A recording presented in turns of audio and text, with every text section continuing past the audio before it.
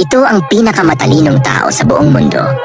Pinalitan niya ang mga hagdang-hagdang palayan at ginawang isang malaking free range ng manukan. Pagkatapos, nagtayo siya ng isang custom monorail system sa paligid ng kabundukan.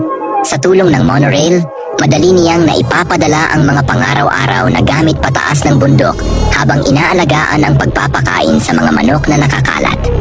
Ang mga kulungan ng manok na ginawa niya na may mga bubong na gawa sa nipa ay maayos ang ventilasyon at nagbibigay ng proteksyon laban sa hangin at ulan.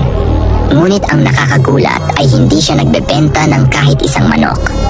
Ang mga manok pala na ito ay hindi ordinaryo, kundi mga itim na manok na mula sa ninuno. Kilala bilang hari ng mga silky chicken.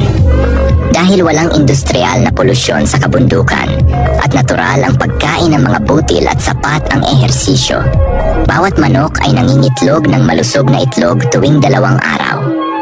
Ang mga itlog na ito ay mataas sa nutrisyon at higit sa lahat ay nakapasa sa mahigpit na sertipikasyon para sa hilaw na konsumpsyon.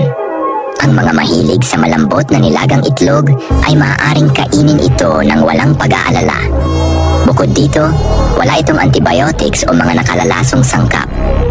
Ang pinakakamangha-mangha ay ang yolk ng itlog na mas makinis kaysa sa karaniwang itlog at puno ng folic acid at protina na mahalaga para sa katawan ng tao.